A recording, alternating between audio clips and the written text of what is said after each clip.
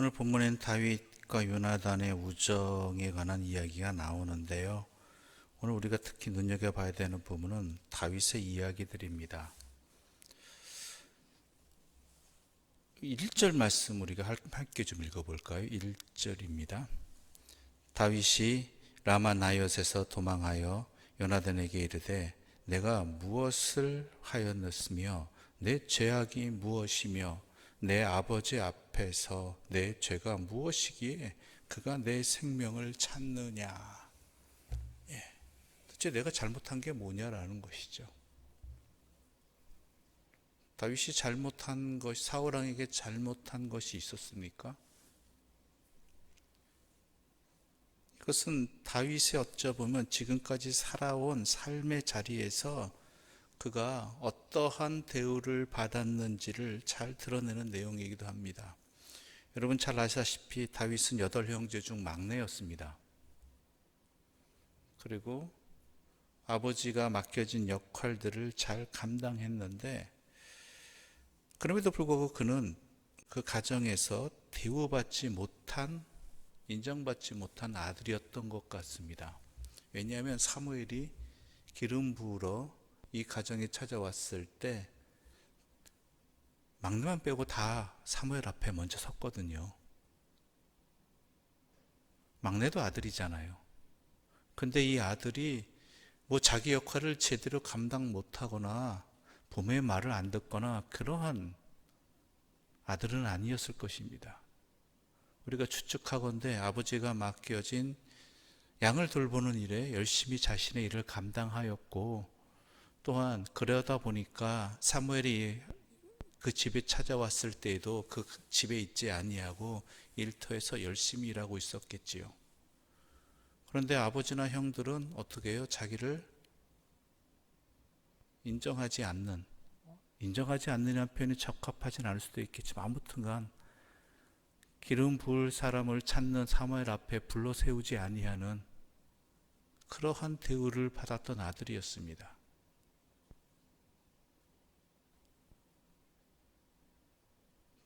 이것은 아마 다윗에게 상처가 되었을 것입니다. 본격적으로 드러나지 않았겠지만, 왜 아버지는 나를 인정하지 않을 것까?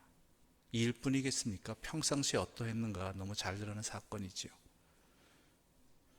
오늘 본문도 마찬가지입니다. 다윗이 잘못한 것 없습니다. 골리앗을 물리쳤습니다. 이스라엘을 위해서. 그리고 그 뒤에도 블레셋과의 전투에서 앞장서서 열심히 일을 감당했습니다. 사울 왕에 대한 충성으로. 엄밀히 말하자면 이스라엘을 향한 충성이 함께 있었겠지요. 그런데 사울 왕은 다윗을 죽이려고 합니다. 물론 사울에게는 입장이 맞겠죠. 그런 입장이 있겠지요. 뭐예요? 자기의 왕위를 노리는 자열이다라는 것이죠. 근데 다윗이 노린 적은 없잖아요. 더 근본적인 질문을 던져볼까요?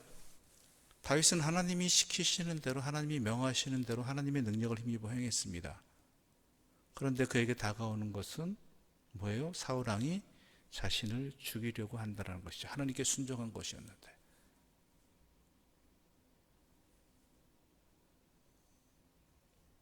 결국 다윗이 미움받는 이유는 근본적인 원인을 따져보면 하나님 때문이라고도 이야기할 수 있겠죠. 그래서 다윗이 묻고 있는 거예요. 우리 1절 다시 한번 읽어볼까요? 1절입니다. 다윗이 라마나옅에서 도망하여 요나단에게 이르되 내가 무엇을 하였으며 내 죄악이 무엇이며 내 아버지 앞에서 내 죄가 무엇이기에 그가 내 생명을 찾느냐. 그렇죠? 자기는 그런 마음을 가진 사람도 아니고 사울이 염려하는, 그저 하나님 앞에서 충성하고 하나님께 시키신 일, 이스라엘을 위해서 충성되게 감당했는데 두 마음 품지 않냐고 왜 그러느냐라는 것이 사울 왕은. 장인어른은, 너의 요나단의 아버지는 왜 이런 일이 일어났을까요? 하나님은 하나님의 일을 충실히 감당하는 이 다윗에게 왜 이러한 일들이 일어나게 했을까요?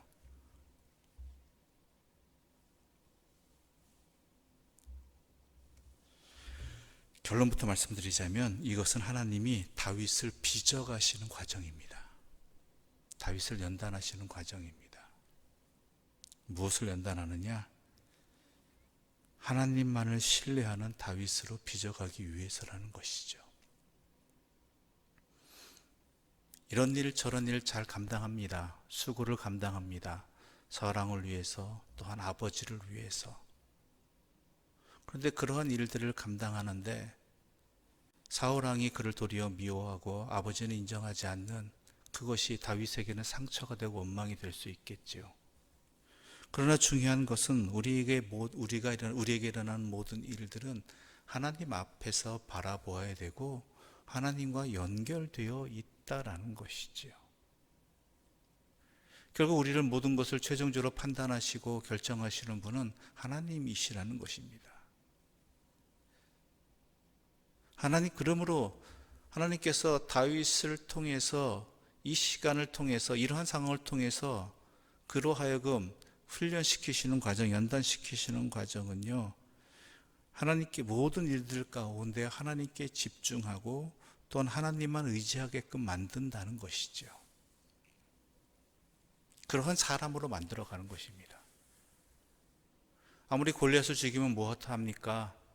아무리 또한 만만에 적을 물리칠 수 있는 그러한 사람들의 인정을 받으면 뭐합니까? 중요한 것은 내가 하나님 앞에서 어떻게 성장해 가느냐, 어떻게 연단되어져 가느냐라는 것이죠. 열왕기하 10장의 예후의 이야기를 수요예배 때 나누었습니다. 예후는 일을 참 잘 감당한 사람입니다. 하나님께서 아합의 일가를 멸하고 바알을 섬기는 자들을 진멸하라고 했을 때 그는 이 모든 일을 너무나 잘 감당한 사람이었습니다. 그럼에도 그가 실패한 사람이 된 것은 그 일들을 통해서 자신이 하나님 앞에 서지 못했기 때문입니다. 하나님 앞에서 자신이 연단되지 못했기 때문입니다. 그저 일만 잘한 왕이 되었죠. 그런데 결국 중요한 것은 자신이 하나님의 사람이 되지 못함으로 말미암아 하나님을 거역한 왕이 되었다라는 것입니다. 일을 하지 말라는 이야기가 아닙니다. 사명을 감당하지 말라는 이야기 아닙니다. 중요한 것은 그 일들을 통해서, 그 사명을 통해서 결국 우리의 목표는 내 자신이 하나님 앞에서 서 있는 자, 하나님께 집중하는 자, 하나님과 더욱 깊은 믿음의 관계를 오직 여호와만을 의지하며 여호와께 또한 붙들린 자가 되는 것, 이것이 중요하다라는 것이죠. 바로 하나님께서는 다윗을 그렇게 만들어가고 계십니다. 그렇지 않았으면 다윗은 견디지 못했습니다. 사무엘에서 기름 부음 받은 이후에 그에게 다가온 것들은 잠깐의 명예와 또한 승리에 대한 기쁨이었을지 모르겠지만 오랫동안 피해 다녀야 되고 숨어 다녀야 되고 억울한 일을 당해야만 했습니다. 자기가 잘못한 것도 없음에도 불구하고 자기의 원수인 블레셋 앞에 가서 살아야 되고요. 블레셋 왕한테 미친 척 해야 되고요. 이게 얼마나 수치스러운 일인지 아십니까? 그럼에도 불구하고 하나님께서는 그러한 모든 일을 겪게 하신 것은 결국은 그로 하여금 그가 하나님 앞에 서 있는 자로, 또한 이러하고 저러할지라도 이 일을 행함으로 내가 오해받기도 하고 때로는 내가 행한 일들이 인정받는다 할지라도, 때로는 인정받지 못한다 할지라도, 내가 원하는 결과가 가져왔다 할지라도, 가져오지 않는다 할지라도요, 중요한 것은 바로 하나님을 믿고 하나님을 신뢰하며 하나님의 뜻이 있음을 믿고, 더디더라도 때로는 생각지 않은 일들이 자기에게 어려움으로 당한다 할지라도 작은 일에 모든 일들 가운데 일이 일비하지 않고 하나님만을 묵묵히 바라보며 나아가는 인생, 그러한 삶을 사는 것, 바로 거기에 있다라는 것이죠. 다윗은 그렇게 살아갈 수 있었습니다. 물론 중간에 여러 가지 넘어지는 일들도 있었고 원망하는 일도 있었겠지요.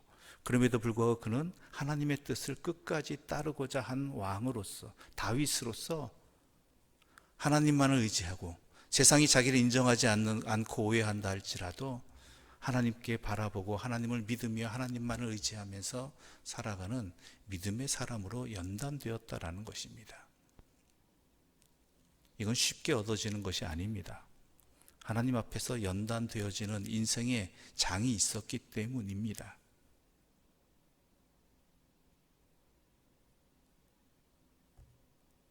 바로 그 부분을 오늘 이 다윗의 질문을 통해서 또한 앞으로 겪어야 될 다윗의 인생을 통해서 우리가 깨닫고 또한 우리 자신을 거기에 연결하여서 우리의 삶을 제대로 목표를 잡고 살아갈 수 있는 그런 하나님의 사람으로 성장해가고 연단되어져 가고 빚어져 가는 그런 은혜를 누리시기를 간절히 소망합니다.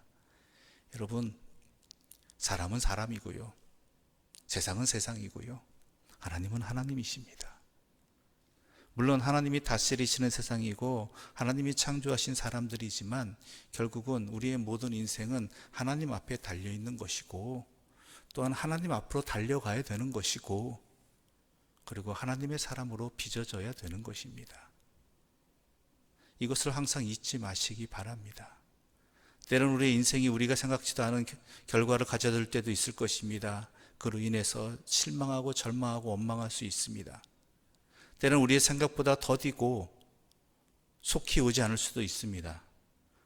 그러나 우리 하나님은 변함없으시고 또한 반드시 이루시는 분이고 가장 좋은 때에 가장 좋은 것으로 우리에게 응답해 주시는 그런 분이심을 믿고 그 하나님 바라보면서 묵묵히 주어진 삶의 길들을 하나님의 자녀로서의 삶을 살아갈 수 있는 그러한 주님의 사람들 되시기를 바랍니다.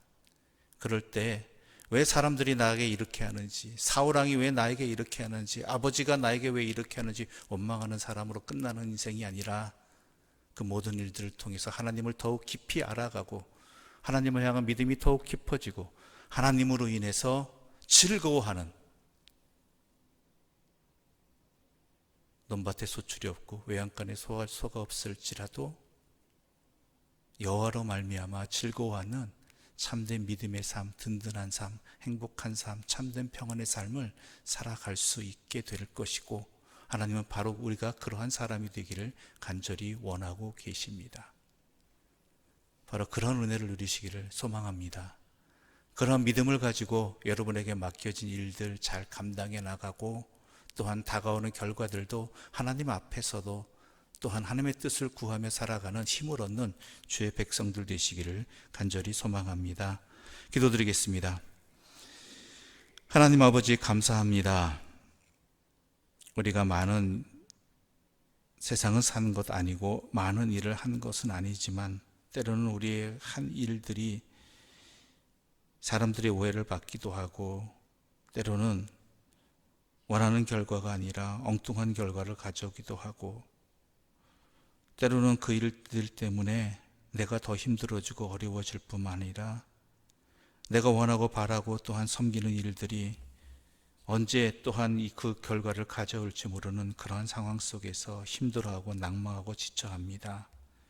특히 사람들의 말 한마디 한마디에 지나가는 말이라 할지라도 상처를 받고 힘이 빠지고 때로는 내가 왜 이런 일까지 해가면서 이런 소리를 들어야 되는가라는 굳이 내가 이렇게 살 필요가 있을까라는 생각이 들 때도 있었습니다. 그런 우리들의 형편을 아시고 사랑하여 주시어서 오늘 이 말씀을 우리에게 들려주셔서 감사합니다.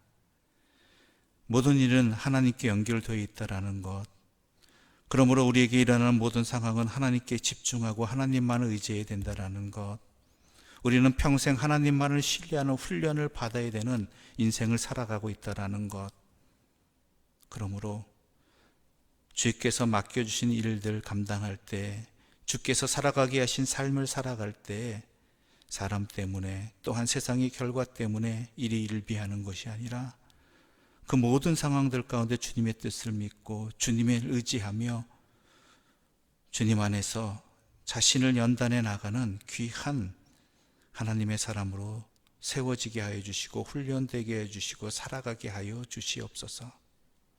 오직 하나님만을 묵묵히 바라보는 인생이 되게 해주시고 그것이 우리의 삶의 모습이 되게 하여 주시옵소서. 이 모든 말씀 예수님의 이름으로 기도드립니다. 아멘. 하늘에 계신 우리 아버지의 이름을 거룩하게 하시며 아버지의 나라가 오게 하시며 아버지의 뜻이 하늘에서와 같이 땅에서도 이루어지게 하소서.